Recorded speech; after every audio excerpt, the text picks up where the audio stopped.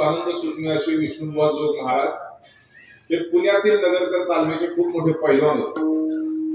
नुसते पुण्यातले पैलवान नव्हते, जोग महाराज तर महाराष्ट्रातले मोठे पैलवान होते। त्यांनी पंजाबच्या मानसिंगला चितपट हरवलं होतं आणि नगरकर तालीम पुण्यामध्ये दक्षिण रोडला कधी आपण जोग महाराजांना पाहिलं नाही, पण त्यांची तालीम आज तशीच्या तशी आहे। मला फक्त हे याच्यासाठी सांगायची, आठवण करून द्यायची, आज पैलवानकी क्षेत्र त्या ठिकाणी कुठं नाही। तुम्ही वारकरी संप्रदायामध्ये जर एवढी मोठी क्रांती झाली असेल आणि आपला वारकरी संप्रदाय आज ज्यांच्या पुण्याईमुळे तितक्याच ताकदीने उभा आहे, ही कीर्तन प्रवचन ही जर महाराष्ट्रामध्ये जर होत असतील तर त्याचं कारण एकमेव एका पैलवानाचे उपकार आहेत, ह्या लाल मातीचे उपकार आहेत त्या वारकरी संप्रदायावरती। 106 वर्षापूर्वी 1917ला जोग महाराजांनी आळंदी क्षेत्रामध्ये वारकरी शिक्षण संस्थेची स्थापना केली। हे जोग महाराज सामान्य नव्हते। जोग महाराज एकदा कोल्हापूरला कीर्तनाला गेले आणि समाजाचा प्रतिनिधी हा राजा असतो, ग्रामपंचायतचा सदस्य हा राजा आहे, सरपंच राजा आहे, नगरसेवक, महापौर, आमदार, मुख्यमंत्री, राष्ट्रपती पदापर्यंतची जेवढी पद आहेत ते सगळे राजे आहेत। मी म्हणतो म्हणून ते राजे नाही। राजकारणात आपण राजकारणातल्या लोकांना काय म्हणतो आणि काय नाही याच्यापेक्षा माऊली काय म्हणतात हे नेहमी ऐकलं पाहिजे। ज्ञानोबा काय म्हणतात, या नरा माझी राजा तो विभूती विशेष माझा, जयाचे सकळ लोक प्रजा होऊन सेविती। म्हणले ग्रामपंचायतचा सदस्य तर ते राष्ट्रपती पदापर्यंतची जेवढी पद आहेत ते त्या स्तरावरचे राजे। आणि म्हणून एकदा कोल्हापूरला जोग महाराजांचं कीर्तन होतं आणि त्या कीर्तनामध्ये सिंहासन ठेवलं होतं छत्रपती शाहू महाराजांसाठी आणि मोठं सिंहासन होतं। त्या सिंहासनावरती येऊन छत्रपती महाराष्ट्राचे त्या काळचे राजे शाहू महाराज येऊन बसले। शाहू महाराज म्हणजे पैलवानकीचे आश्रय आहे। शाहू महाराजांचा एक आवडता पैलवान होता दादा, देवाप्पा धनगर नावाचा। बघा आमच्या लाल मातीने जगाला काय शिकवलं। समाजामध्ये आपण जिकडं तिकडं पाहायला गेलो तर सगळीकडे जातीपातीचं राजकारण दिसतंय, पण कधीही मी नेहमी सांगत असतो, जर कधी वेळ मिळालाच पुण्या शहरासारख्या तालमीमध्ये कधीतरी सायंकाळी 4-5 वाजता जा। 4-5 वाजता तरुण पोरांच्या आमच्या पैलवान मंडळींच्या लढती बघा। सायंकाळी 7-8च्या दरम्यान पोरं एकत्र स्वयंपाक करतात आणि जेवायला बसतात। ज्यावेळेस पोरं जेवायला बसतात त्यावेळेस ती पोरं एका गावची नसतात, एका नात्याची नसतात, एका रक्ताची नसतात, पण एका जातीची नसून एका रक्ताची नसून सख्य कुठलंच त्यांच्यामध्ये सख्य नसतं। अनेक गावावरून त्या ठिकाणी पोरं आलेली असतात, तालमीमध्ये राहिलेली असतात, आखाड्यामध्ये लढत असतात, त्यावेळेस एकंदरीवरती तुटून पडतात। पण ज्यावेळेस जेवण करायला रात्रीची बसतात त्यावेळेस त्या ठिकाणी 5-5 जण एका ताटामध्ये खातात। हे लाल मातीनं महाराष्ट्राला दाखवून दिलं की जातीची बंधनं आम्ही कधीच तोडून टाकलेली आहे। दादांना माहिती आहे, त्याचा अनुभव आहे। विचारलं का आपण कधी कोणत्या जातीचा माणूस आपल्या बरोबर जेवायला बसला? विचारलं का माळी आहे, कोळी आहे, नावी आहे, का शिंपी आहे, का चांभारे, का महारे, का मांग आहे? विचारलं? अरे ही लाल माती अशी आहे, या लाल मातीने एका ताटामध्ये कसं खावं हे शिकवलं। आता सगळ्यांना खायचंच माहिती आहे तसं, पण आमचे लाल मातीतले पैलवान दादा आहेत, सगळ्यांना घेऊन कसं राहायचं या ठिकाणी आम्ही पाहतो ना। आणि कुठेही जाऊ द्या, आमच्या लाल मातीतला माणूस न्यायासाठी हक्कासाठी गप्प बसणार नाही। दादांनी विधानसभा त्या ठिकाणी हलवून टाकली होती, इतकी ताकद आहे त्यांच्या आवाजात, उगल दादा नाही ते।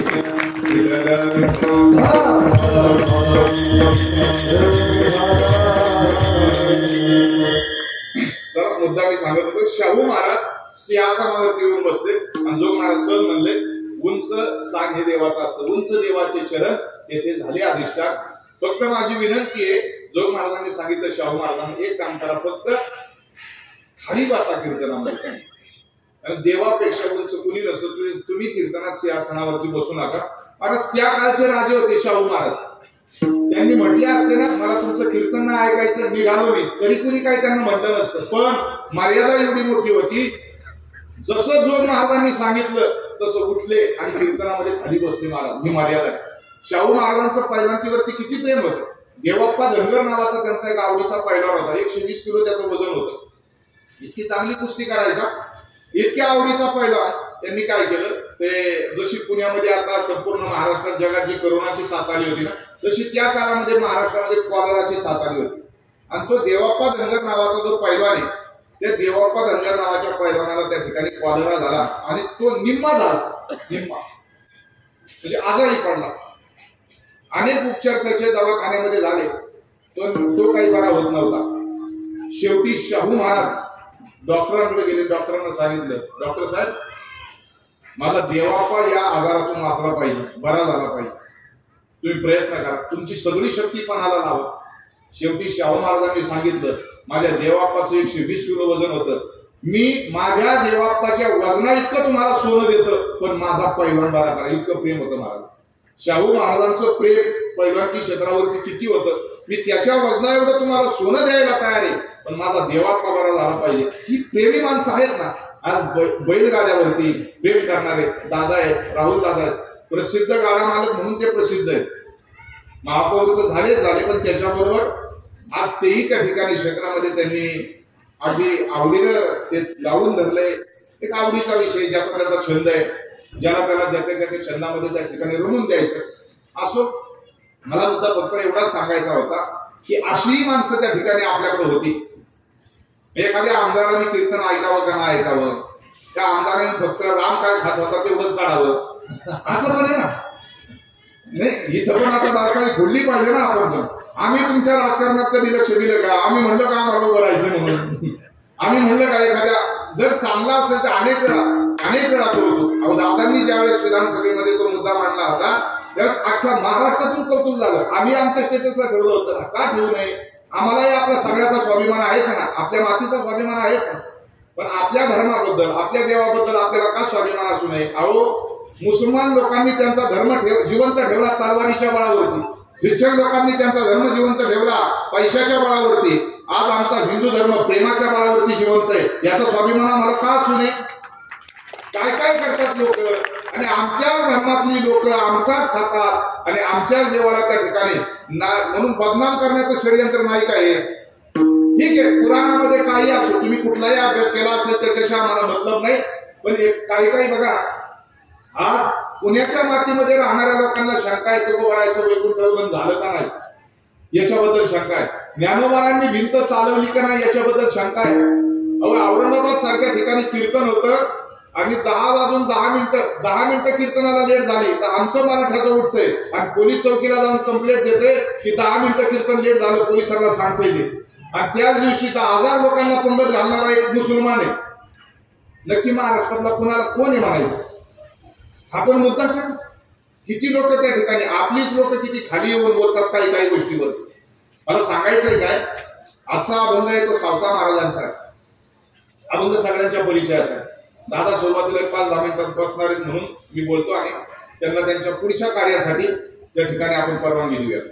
एकदा काय झालं, आपल्या भारत देशाचे माजी राष्ट्रपती डॉक्टर सर्वपल्ली राधाकृष्ण, किती प्रेम होतं. ही माणसं राष्ट्रपती पदापर्यंत गेलेली आहेत. आपल्या देशाचा स्वाभिमान, आपल्या संतांचा स्वाभिमान, आपल्या या देवी देवतांचा स्वाभिमान किती होता. राष्ट्रपती पदावरती असताना त्यांनी गुरु केलं होतं रमण महर्षींना. रमण महर्षी मोठे साधू होते भारतात. रामाची कथा ऐकायची, कृष्णाची कथा ऐकायची. कोण? राष्ट्रपती. वेळ होता का त्यांना? पण तरी देखील त्यांचा आश्रम होता तिरुअनंतपुरमला.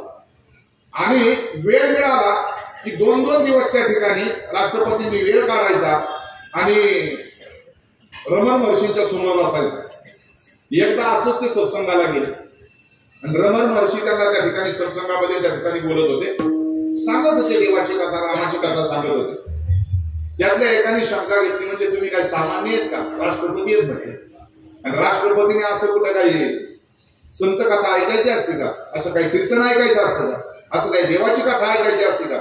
बरं, त्यांच्याबरोबर जेड सिक्युरिटी असायची तरी ते त्या ठिकाणी बसलेले असायचे. एकदा एका माणसाने त्यांना प्रश्न केला, म्हणजे राष्ट्रपती तुम्ही सामान्य नाही, डॉक्टर सर्वपल्ली राधाकृष्ण आहात, 3-3 तास एका संतांच्या समोर बसता, असं काय तुम्हाला मिळतं इथं कीर्तनात या संतांच्या सभेत बसल्यानंतर, संतांच्या समोर बसल्यानंतर? त्यावेळेस राष्ट्रपतींनी उत्तर दिलं, मी आज ज्या आपल्या देशाच्या ज्या सर्वोच्च पदावरती आहे त्या पदावरती असताना मला जे मिळत नाही ते कीर्तनात बसल्यानंतर मिळतं. हे कुणाचं उद्गार आहे? राष्ट्रपतीचे उद्गार आहे.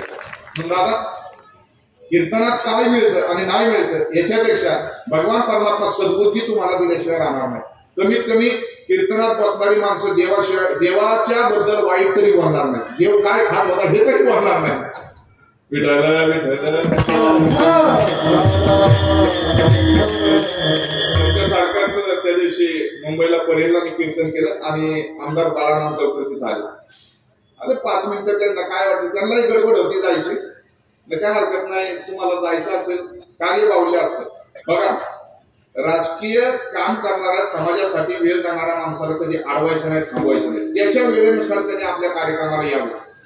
बऱ्याच वेळा काय होतं, आपला दुराग्रह असतो, आग्रह असावा पण दुराग्रह नसावा. कारण या माणसांनी आपलं सर्वस्व स्वतःचं जीवन पानाला लावलंय. आपल्या घराकडे एवढा वेळ देत नाही, घरात एवढा वेळ देत नाही, तेवढं समाजासाठी ही माणसं वेळ देतात. म्हणून त्यांचा वेळ अत्यंत अमूल्य असतो. म्हणून ती समाजामध्ये ज्यावेळेस फिरत, त्यांना एक कुटुंब नाही ना, एक घर नाही, एक घर चालवणाऱ्या कारभाऱ्याला किती तिष्ठावं लागतं, एक गाव चालवणाऱ्या सरपंचाला किती तिष्ठावं लागतं. अशी शेकडो गावं ज्यावेळेस त्या ठिकाणी एकत्र येतात त्यावेळेस आमदारकीचा मतदारसंघ असतो. म्हणून एखाद्या आमदाराचं घर केवढं असेल तर त्याचा तालुका म्हणजे त्याचं घर असतं. आणि म्हणून कारभाऱ्याने जर नीट घर नाही सांभाळलं तर घरातली लोक बोलतात, तसं आमदारांनी त्याचा मतदारसंघ नाही सांभाळला तर त्यालाही लोक बोलणार आहेत ना. आपल्याला जशी आमदाराची गरज आहे ना तशी इतरांना सुद्धा गरज आहे. म्हणून या मंडळींचा वेळ कुणी असू द्या, दादा असतील, महापौर असतील, अन्य नगरसेवक असतील, सरपंच असतील, मला माहिती नाही इथे कोण कोण उपस्थित आहे, पण तरी देखील त्यांचा सगळ्यांचा वेळ हा अमूल्य असतो. वेळ मिळाला, बसले ठीक, नाही बसले त्यांच्या वेळेनुसार त्या ठिकाणी त्यांना त्या ठिकाणी मोकळीक द्यावी, कार्यासाठी जाऊन द्यावं. चला विठ्ठल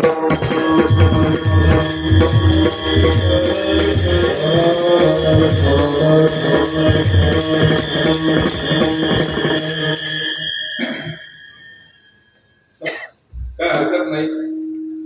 इतका वेळ त्यांनी आपल्यासाठी दिला. आदरणीय महेश दादांना धन्यवाद. आमचे राहुल दादा म्हणले की एकदा दादांना सांगा त्या नारायण धामला थोडस आरोग्यासाठी जा. आपण जर चालायला लागलो, दादा जर चालायला लागले तर दादा अजूनही आपल्याला आवडणार नाही. त्यामुळे मला काय आवश्यकता नाही, तुम्ही बघू पुढे काय करायचं तिचा. नामाची या बळी न घेऊ सर्वथा, गळी काळाची या माथा सोटे मान, वैकुंठीचा देव आणूया कीर्तनी, विठ्ठल गावनी ना चोरंगी, सुखाचा सोहळा करुनी दिवाळी, प्रेमे वनमाळी चित्ते धरू, सावता म्हणी ऐसा भक्ती मार्ग धरा, द्वारा वळंगती असो. सावता महाराज म्हणतात त्या ठिकाणी आमच्याकडे बळ कशाचं, तर आमच्याकडं नामाचं असणारं बळ, आणि नामाचं असणारं सामर्थ्य इतकं मोठं आहे की नामाच्या बळावरती आम्ही त्या ठिकाणी घाबरत नाही, आम्ही भीत नाही. आमच्यामध्ये इतकं बळ आहे की आम्ही कळी काळाला सुद्धा त्या ठिकाणी थांबू. पाणी नाही आलं का?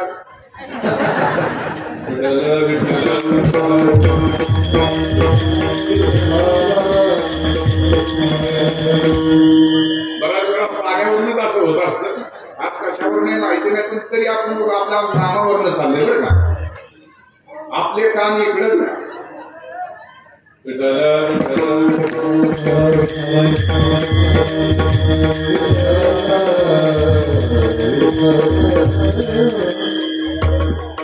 सगळ्या जातीमध्ये संत जन्माला आले. कमीत कमी संप्रदायातल्या माणसांनी तरी एकीने राहिलं पाहिजे. आज गरज आहे आपल्याला सगळ्यांना. कुणी कुठल्याही जातीचा असू द्या, काही फरक नाही पडत. चोखोबारा म्हणतात, जोहार मायबाप जोहार, तुमच्या महाराचा मी महार, बहु भुकेला झालो तुमच्या उष्ट्यासाठी आलो. म्हणले अरे देवाने मला ज्या जातीमध्ये जन्माला घातलं मला मान्य आहे ना, काय हरकत नाही. नाभियाचे वंशी जन्म दिला ऋषिकेशी, प्रतिपालावे धर्मासी व्यवहारासी न सांडी. नावी समाजामध्ये मी जन्माला आलो. सेना नावी महाराज म्हणतात त्या ठिकाणी काय नाही, जे कर्म वाट्याला आलं ते मी त्या ठिकाणी करतोय. आम्ही वारीक वारी करू ध्वजामध बारीक. कोणत्या संतांनी त्यांच्या जातीचा स्वाभिमान बाळगला नाही. आज सेना नावी सुद्धा सांगतात ना, ज्या वंशामध्ये मी जन्माला आलो, ज्या जातीमध्ये मी जन्माला आलो, काही हरकत नाही. जिथं मी जन्माला आलो ना तिथं प्रामाणिक राहील आणि भगवान परमात्म्याची त्या ठिकाणी भक्ती करेल. अजून कुलालाचे वंशी जन्मले शरीर तो गोरा कुंभार हरी भक्त. कुलालाच्या म्हणजे कुंभाराच्या वंशामध्ये हे शरीर जन्माला आलं, हरकत काहीच नाही. पण तो गोरा कुंभार हरिभक्त आहे. मी त्या ठिकाणी भजन करतो, नामचिंतन करतो, भगवंता तुझी सेवा करतो. मी ज्या जातीमध्ये जन्माला आलो त्या जातीबद्दलचा मला स्वाभिमान आहे. मी मला जे कर्म वाट्याला आलं ते कर्म करत राहील आणि त्याच्याबरोबर कामामध्ये काम, काही म्हणा रामराम, जाईल हो श्रवण सुख होईल. तुकाराम महाराजांना विचारा, तुकोबाला सुद्धा सांगतात ना, बरे झालो कुणबी केलो, नाहीतरी दंबे असतो मेलो. बरं झालं तेव्हा तू कुणबी केलंस, काही हरकत नाही. नाही नुसतं दुसऱ्या कुठल्या जातीमध्ये जर जन्माला मला घातला असतं तर कदाचित दंभानच अहंकारानच मी फुटला असतो ना, अहंकारानच मेला असतो. म्हणून बरं झालं कुणबी केलं, काही हरकत नाही. ज्या जातीमध्ये जन्माला घातलं त्या जातीमध्ये त्या ठिकाणी मी आनंदाने राहील. नामदेव महाराजांना विचारा, शिंपी आचे कुळी जन्म माझा झाला, परी हेतू गुंतला सदाशिवी. रात्री माझी शिवी, दिवसा माझी शिवी. शिवी ऐकाय ना तुम्ही, मी म्हणतोय त्या विषय आपल्याकडे लक्ष द्या. रात्री माझी शिवी, दिवसा माझी शिवी, आरामुक जीवी नोहे माझ्या. नामदेव महाराज म्हणतात, शिंप्याच्या कुळात जन्म झाला, मी काय करीन? रात्रीचं आणि दिवसभराचं काय चिंतन करीन? तर शिवाचं चिंतन करीन. शिंपी जातीचा, शिंपी समाजाचा या जगावरती काय उपकार असेल ते एकाच वाक्यात सांगतो, एका महात्म्याच्या मुखातून ऐकलं. जगाची लाज शिवण्याचं काम जर तुम्ही केलं असेल तर ते शिंपी समाजाने केलं, आणि संप्रदायाची लाज शिवण्याचं काम जर कोणी केलं असेल तर ते नामदेव महाराजांनी केलं. संप्रदायाची लाज शिवली नामदेव महाराजांनी. रात्री माझी शिवी, दिवसा माझी शिवी, आरामुक्त जीवी नोहे माझ्या. आणि शिवत असताना काही गोष्टी बरोबर असतात बघा. सुई आणि सुतळी, कात्री गंध दोरा, मांडीला पसारा सदा शिवी.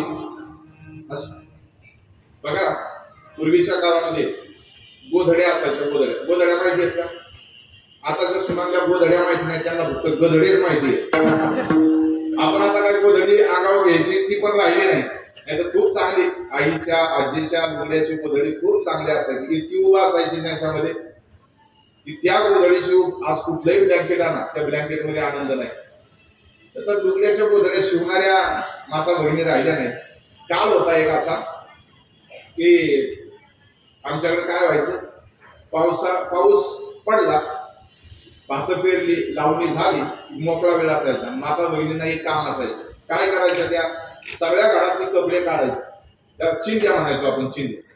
सगळ्या चिंध्या एकत्र काढायच्या, त्या कापायच्या मस्तपैकी आणि छान ती गोधडी हातरायची आणि त्या चिंध्या एकत्र करून त्या ठिकाणी लावून त्या गोधडीला असा आकार सुंदर द्यायचा आणि गोधडी शिवायला सुरुवात करायची. ती गोधडी शिवत असताना ती मोठी गंमत आहे. मी का म्हणलं, आज पुण्यात गोधडी माहिती नाही. पुण्यात आपल्याकडे एक असं ठिकाण आहे की गोधडी पाहायला 500 रुपये तिकीट आहे. किती रुपये? म्हणून म्हणलं गोधडी कदाचित माहिती आहे का नाही हे विचारलं. ते ठिकाण सुद्धा सांगतो. पुण्यामध्ये शुक्रवार पेठमध्ये तुम्हाला जर गोधडीच पाहायला जायचं असेल ना तर राजा केळकर संग्रहालय, त्या राजा केळकर संग्रहालयामध्ये गोधडी पाहायला किती तिकीट आहे? 500 रुपये तिकीट. मी 100 रुपयात गोधडी दाखवतो, गाडीतच ठेवली आता.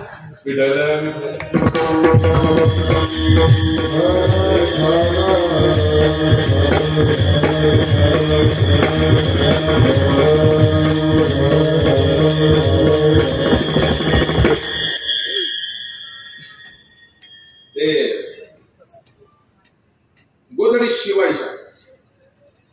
आणि गोधडी शिवत असताना काय व्हायचं, एखाद्या माता भगिनीला जर जेवण करायला थांबायचं असलं ना मग दोरा संपून द्यायच्या आणि मग ती सुई काढायची. सुई ठेवण्याची जागा भारी असायची. सुई उचलायची ठेवायची कुठं, काय म्हणायचे त्याला, बुचडा पाहिजे. आता बुचडे राहिले नाही, पण बुचडे आडनावाची लोक आहेत आपल्याकडे. बुचडे कुठे राहिला मारून देतच म्हणतोय मी. ते डोक्याला बुचडा असायचा. काय जागा होती बघा VIP बाल्कनी जागा. पण ती अशी जागा होती तिथं कोणी धक्काच लावू शकत नव्हतं. इतकी VIP जागा, त्या सुईची जागा. कधी आपण एखाद्या टेलरकडे गेलो ना, मी एकाच जागी सांगतो बघा, सुया आणि सुतळी कात्री गज दोरा मांडीला पसारा सदाशिवी. ते टेलरकडे कधी जर आपण गेलो ना, एखादं कापड जर टेलर कापत असेल तर ते कापून झालं कापड की त्याच्याकडे ती कात्री असते. कात्रीचं काम संपलं की टेलर काय करतो, ती कात्री कधी एखादा टेलर शिवणकाम करत असताना कात्री कधीच टेबलवर ठेवणार नाही. तर ती कात्री उचलतो, तिचं काम झालं की ती पायाजवळ ठेवतो. आणि सुईचं शिवायचं काम झाल्यानंतर सुई कुठे ठेवतात माणसं? डोक्याजवळ ठेवतात. एकच वाक्य आहे का बघा, ज्यांनी समाजाला जोडण्याचं काम केलं त्याची जागा बाल्कनीत आहे, आणि ज्यांनी समाजाला तोडण्याचं काम केलं त्याची जागा पायाजवळ. बघा आता तुम्ही मला काय म्हणायचे, यातून बोध घ्या, काय समजून घ्यायचे ते. नामदेव महाराज म्हणतात, रात्री माझी शिवी दिवसा माझी शिवी आराम जीवी लोये माझ्या. एवढंच नाही, नामा म्हणे शिवी विठोबाचे अंगी आणि म्हणून या जगी धन्य झालो.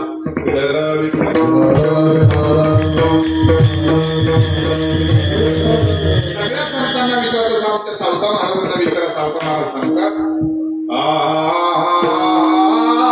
आमची माळी आमची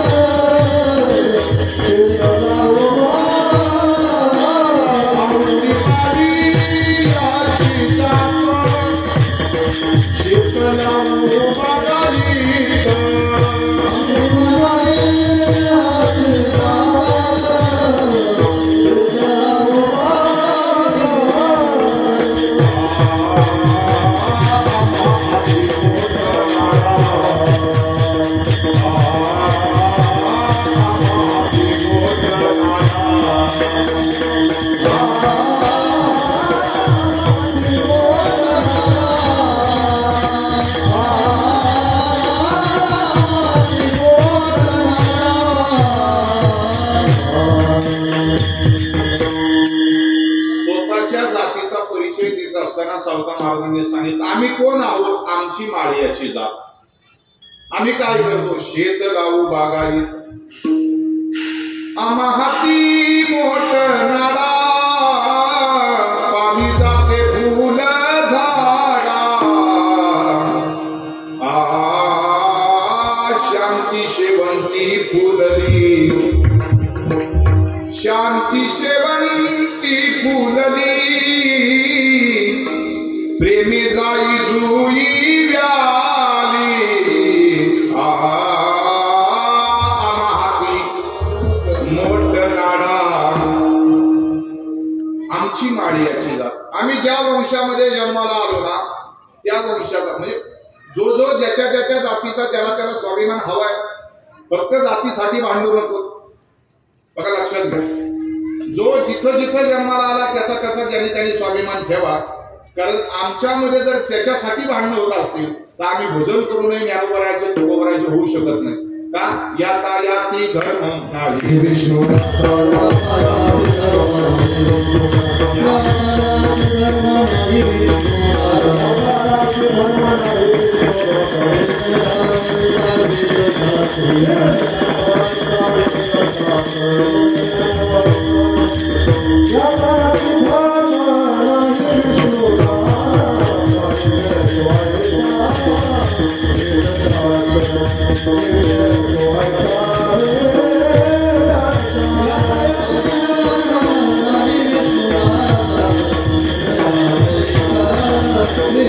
सगळ्या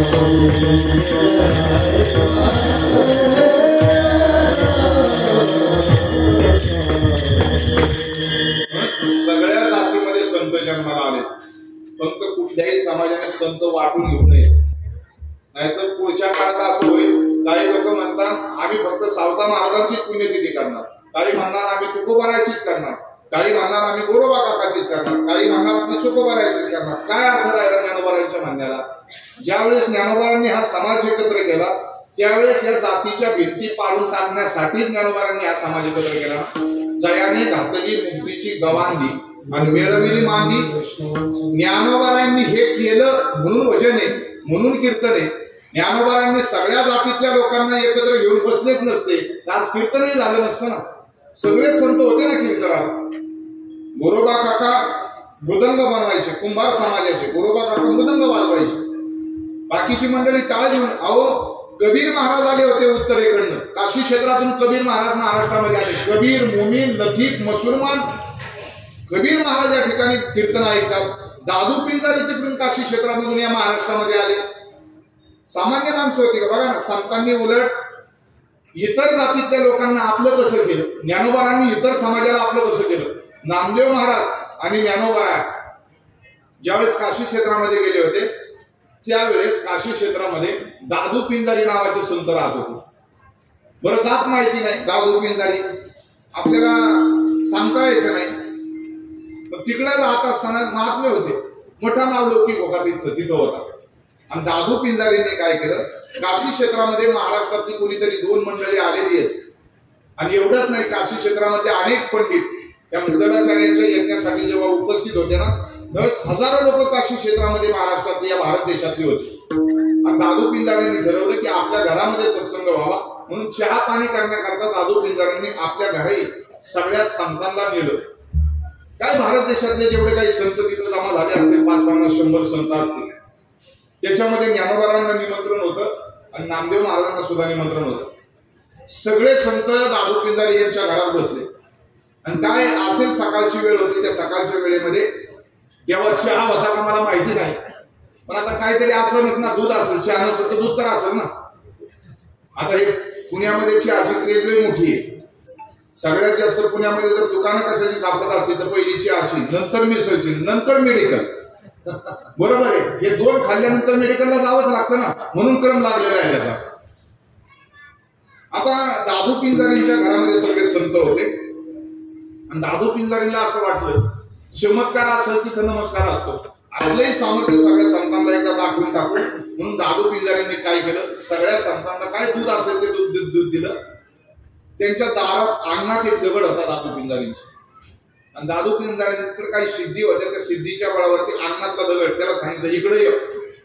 असं म्हणतात की अंगणातला असणारा दगड असा घरंगळत दादू पिंजारींच्या दाराजवळ आला आणि सगळ्या संतांना आश्चर्य वाटलं. सगळ्या, फक्त नामदेव महाराजांना ज्ञानोबारांना आश्चर्य नाही वाटलं, त्याचं सगळ्या संतांना आश्चर्य वाटलं की काय सिद्धी आणि काय महात्मा आहे. अंगणातला दगड दारामध्ये घरंगळत येतो, काय ताकद आहे महात्म्याची. दादू पिंजारींनी विचारलं का? सगळ्यांना आनंद झाला, सगळ्यांना बरं वाटलं, सगळ्यांना आश्चर्य वाटलं. ज्ञानोबारांना नामदेव महाराजांना विचारलं तुम्ही का शांत आहे, तुम्हाला बरं नाही वाटलं का? नामदेव महाराज म्हणजे अरे दादू, तुझ्या अंगणातला दगड असा घनगळत येतो आणि आमच्या अंगणातला दगड जेवतो. बघा कळालं तुम्हाला काय म्हणायचं. नैवेद्य हातीचा मूर्ती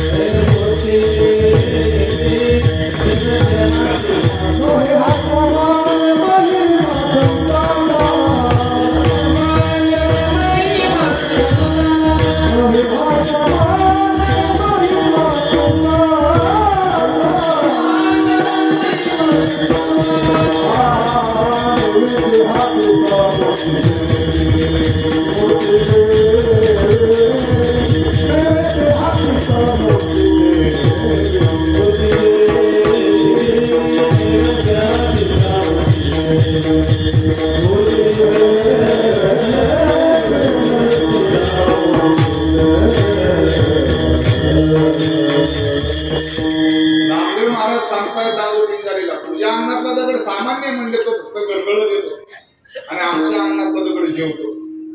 आता आपण असं दगड आमचं म्हटलं त्याला ज्याला बुद्धी नाही तो काही काढी म्हणून अशा क्लिप असतील तर त्या कृपया काही अंधारापर्यंत पोहोचू देऊ नका. नाही ते दगडच घेतील ना, त्यांना काय समजणार आहे दगडात सुद्धा देव कसा असतो ते, आणि आमच्या संतांनी दगडात देव कसा उभा केला त्यांना काय समजणार आहे. त्याला रामच कळत नाही आणि ज्याच्यात रामच नाही त्याला काय कळणार आहे. राम ज्याच्यामध्ये आहे तो रामाविषयी कशाला आक्षेप घेईल, घेऊच नाही. कुणी असो काय काय होतं, काही काही गोष्टीमध्ये राजकारण आलं की काही त्या ठिकाणी देव सुद्धा बदनाम करायला माणसं मागं पुढे पाहत नाही. अहो भैरोबाला तरी कुठं लागत होतं का, खंडोबाला तरी कुठं खायला लागत होतं का. तुकाराम महाराज म्हणते त्या काळामध्ये अशी नालायक लोक होतीच की. काय केलं त्यांनी, भैरव खंडेराय रोटी सुटीसाठी देव म्हणजे अरे इतका चांगला भगवान शिवाचा अवतार आहे भैरवनाथ, आणि लोकांनी त्याला म्हणजे स्वतःला खायचं होतं म्हणून त्याच्या समोर बकरं कापलं. नाथ महाराजांचा का म्हणजे सगळ्यांना माहिती आहे बघा. नाथाच्या घरची उलटी खून पाण्याला मोठी लागली लहान, आत घागर बाहेर पाणी पाण्याला पाणी गेले मिळून, हांडी फादली भात टाकीला बकऱ्या पुढे देव कापिला. नाथ महाराज म्हणतात कुणाच्या पुढे कुणाला कापलं जातं, बकऱ्या पुढे देव कापिला. पण कापलेलं कुणाला असतं, पण तरी काय म्हणले बकऱ्या पुढे देव कापिला. बकऱ्यामध्ये देव आहे आणि उभा असणारा दगड आहे ना ते बकरे. नाथ महाराजांनी उलटी भाषा कधीतरी समजून घ्यायचा, तो भाग नाही आजचा आपला. फक्त मला मुद्दा सांगायचा, काही अध्यात्मातल्या गोष्टी लक्षणार्थ भावार्थ त्याचे अर्थही उलगडले पाहिजेत, लावता आले पाहिजेत. अनेक अंगाने संतांनी रूपक करून सांगितलेले, ती रूपक घ्यायची नसतात, त्याचे अर्थ लावायचे असतात आणि मग पुढे विचार करायचा असतो. विठ्ठल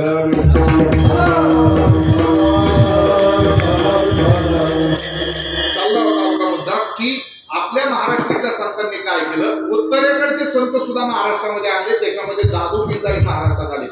कबीर महाराज ज्ञानोबांच्या नामदेव महाराजांच्या सांगण्यावर पांडुरंगाला पाहायला पंढरपूरला आले.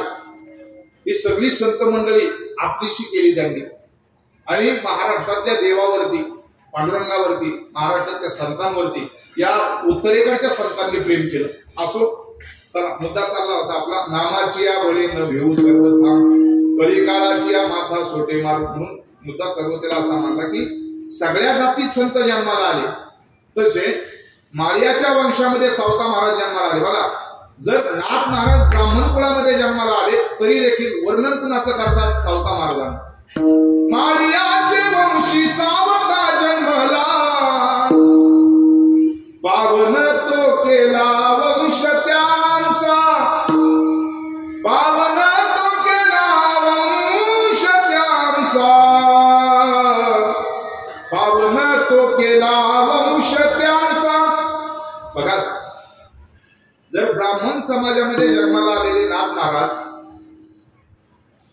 माळ्याच्या समाजामध्ये जन्माला आलेल्या सावता महाराजांचं वर्णन करायची गरज काय. त्यांनी जर जातीच घेऊन बसले असते, मी ब्राह्मण आहे आणि माळी समाजाच्या सावता महाराजांचं वर्णन का करू. संतांकडे जात नसते, जात ही माणसाकडे असते. आणि सगळ्यांना जर वाटत असेल ना, सगळ्यांनी एकच गोष्ट लक्षात ठेवायची, मनात ठेवायची, संतांनी सांगितली जी जात तीच ध्यानात ठेवावी. जगामध्ये माणुसकीपेक्षा दुसरी जातच नाही जगात. ह्या जाती आपण पाडल्यावर जगात माणुसकी सर्वात श्रेष्ठ जात आहे. माणसं सगळं होतात पण माणूस होण्याचा प्रयत्न करत नाही. माणसं सगळं होतात, बघा ना तुम्ही, सदस्य होतात, आमदार खासदार अमुक तमुक उद्योजक सगळे होतात, कीर्तनकार होतात, मृदंगवादक गायक वादक सगळे होतात, पण माणूस होण्याचा प्रयत्न करत नाही करत प्रयत्न. चला मुद्दा आपला कशाबद्दल चालला होता.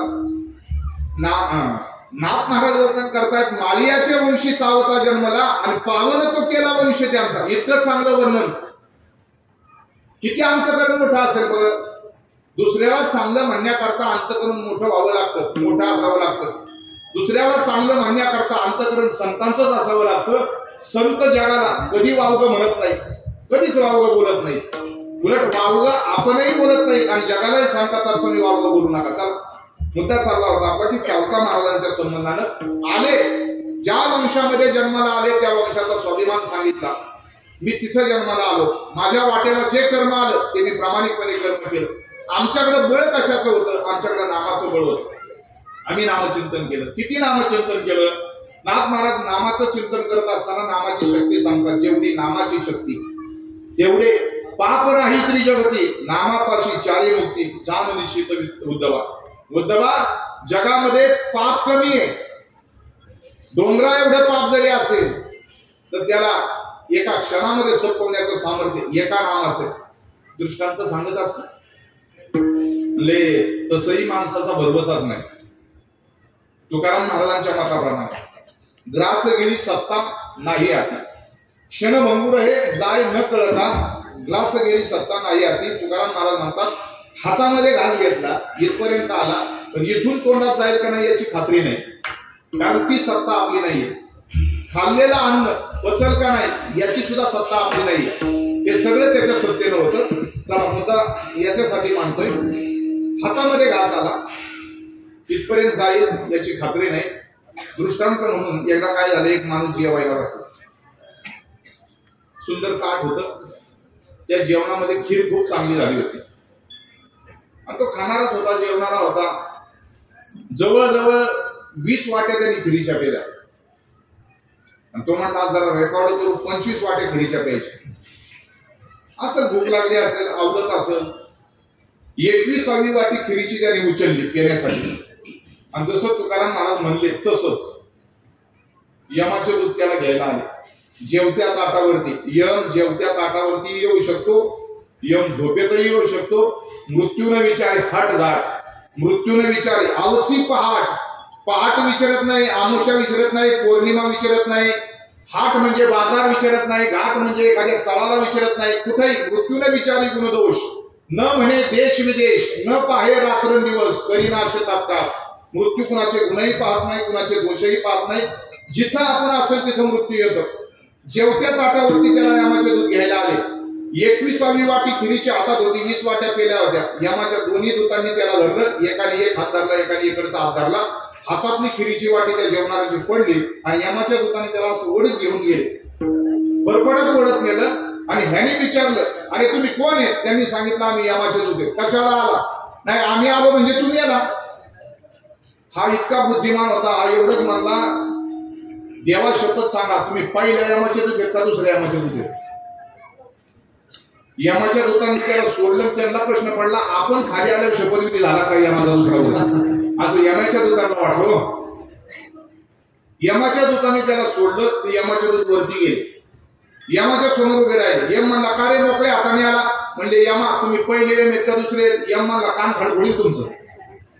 कोण म्हणलं पहिला दुसरा? मुख्यमंत्री उपमुख्यमंत्री 2 असतात, यम एकच असतो असं यम म्हणला. आता कोणी सांगितलं म्हणले तुम्हाला? म्हणजे ते खाली एक माणूस खीर पित होता त्याने सांगितलं. नाही म्हणला. यमाला प्रश्न पडला, कारण आपल्यापेक्षा आता माणसं हुशार आहेत. यम म्हणला, दिल्लीतून सूत्र हल्ली का काय? असं यमाला प्रश्न पडला. दिल्लीतून सूत्र हल्ली का काय म्हणून म्हणला आपण ब्रह्मदेवाला तर विचारू. चला म्हणले. दोन्ही यमाचे दूत आणि यम 3 जण ब्रह्मदेवाकडे गेले. म्हणले ब्रह्मदेवा यम 1 आहे का 2 आहे? ब्रह्मदेव म्हणला मला माहिती नाही किती आहेत, आतापर्यंत एकच होता, पण आता मी काय दुसऱ्याच्या खात्यात लक्ष देत नाही, काय झालं असेल मला नाही माहिती, यम 1च आहे. आता ब्रह्मदेव झाला अंगद फुल मोकळं. ब्रह्मदेव यम आणि यमाचे 2 दूत असे 4 जण भगवान विष्णूकडे गेले. म्हणजे देवा खरं सांगा यम 1 आहे का 2 आहे? भगवान विष्णू म्हणले यम 1च आहे. तुम्ही कसं काय 2 म्हणता? नाही ते खालचा माणूस एक खीर घेत होता, त्याने सांगितलं 2 यम आहेत म्हणून. भगवान विष्णू म्हणले हे खातं माझं नाही, बहुतेक ज्यांच्याकडे खाते त्यांनी खात्यात बदल केला असला म्हणजे खातं कुणाकडे येते? भगवान शिवाकडे खाते. मग ते शिवाकडे गेले. कोण गेलं? भगवान विष्णू, ब्रह्मदेव, यम, यमाचे 2 दूत 5 जण गेले भगवान शिवाकडे. गेल्यानंतर भगवान शिव भजन करत होते आणि भजन करता करता भगवान शिवाला हलवलं. माणसं पदासाठी कुणाला हलवते सांगता यायचं नाही. भगवान शिवाला उठवलं. भगवान शिव भजनामध्ये होते. ब्रह्मानंदे लागली टाळी आणि कोण ती आपले सांभाळी. भगवान शिव जसे भजनातून जागा झाले म्हणजे कशाला रे मला भजनातून उठवलं? कीर्तन जरी लेट झालं 5 मिनिटं तरी मी स्वर येतोच की आम्हाला पण. तसंच येते. भगवान शिव म्हटले कशाला आला इथे, म्हणजे खरं सांगा देवा यम एक आहे का दोन आहे, असा राग आला भगवान शिवांना. म्हणजे मूर्खांनो यम एकच आहे, तुम्हाला कोण म्हणलं. ते खाली एक माणूस खीर पित होता, त्यांनी सांगितलं. ते 6 जण खाली आले. देव खाली आल्यानंतर ते खीर पित होतं का, त्या सगळ्यांच्या खीर पिणाऱ्याला सगळ्यांनी विचारलं, हे कोण म्हणले तुला यम एक आहे दोन आहे. तुम्हाला मला काय माहिती यम किती का सांग, मला खीर प्यायची होती. झालं ते मोकळे खीर पिऊन 25 वाट्या प्यायचे होते, त्याच्या पिऊन झालं. भगवान शिवाला राग आला, म्हणले याला उचला आणि नरकात फेका. भगवान शिव असं म्हटल्याबरोबर तो म्हणला, देवा मी तुकाराम महाराजांचं कीर्तन ऐकलंय, अंतकालीच्या नाम आले मुखा तुका म्हणे सुखा. एकदा जर मुखामध्ये नाम आलं तर त्याच्या सुखाला पारावारा राहत नाही. मी मरत असताना मला जिवंतपणी तुम्ही 3 देव दर्शन देताय. आता सांगा मला नरकाला घालायचं का वैकुंठाला न्यायचं. गेलं वैकुंठाला का बघावं लागलं. मी कशासाठी म्हणतोय, मी फक्त याच्यासाठी सांगितलं.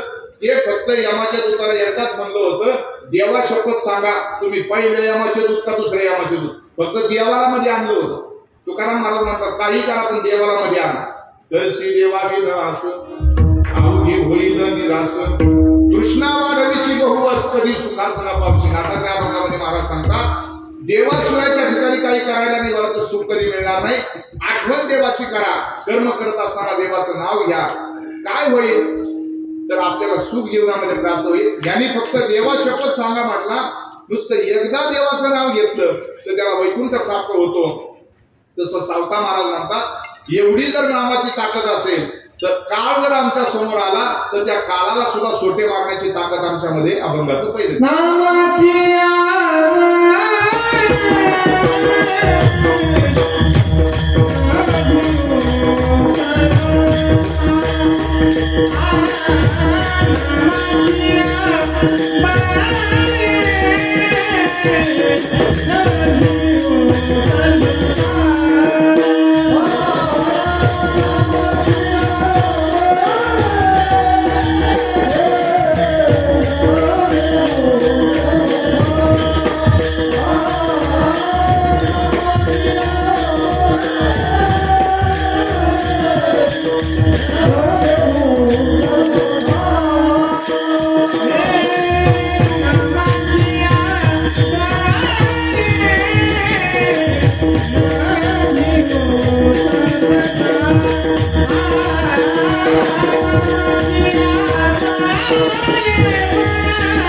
Yeah.